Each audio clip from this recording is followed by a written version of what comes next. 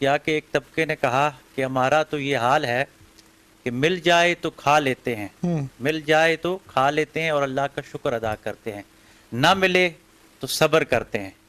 تو اس سے بڑے درجے والے ایک صوفی نے بڑی خوبصورت بات کی، انہوں نے کہا کہ یہ کام تو بغداد شہر کے کتے بھی کرتے ہیں، کتوں کو بھی مل جائے تو وہ کھا لیتے ہیں، شکر کرتے ہیں، نہ ملے تو صبر کرتے ہیں، آپ ان میں اور کتوں میں کیا فرق ہے؟ اللہ تو اکبر۔ انہوں نے کہا حضرت پھر آپ کا کیا مقام ہے؟ تو آپ نے فرمایا کہ ہمارا مقام یہ ہے کہ مل جائے تو بانٹ لیتے ہیں، واہ واہ واہ، مل جائے تو بانٹ دیتے ہیں اور پھر شکر کرتے ہیں، اور نہ ملے پھر اس کی رضا میں صبر کرتے ہیں۔ سبحان اللہ۔ تو شکر کا جو مفہوم ہے وہ یہی ہے کہ ہمیں ہر حال میں اللہ تبارک و تعالیٰ کی بارگاہ میں خوش رہنا چاہیے، شکر ادا کرنا چاہیے، اس کی اس میں ایک اور چیز بھی سمجھائیے گا کہ خوبصورت الفاظ بھی آپ نے بتا دیا صبر و شکر کا مطلب، لیکن وہ تو اللہ والوں کی باتیں ہیں۔ جی یہ جو تھوڑے سے کچے ایمان والے ہوتے ہیں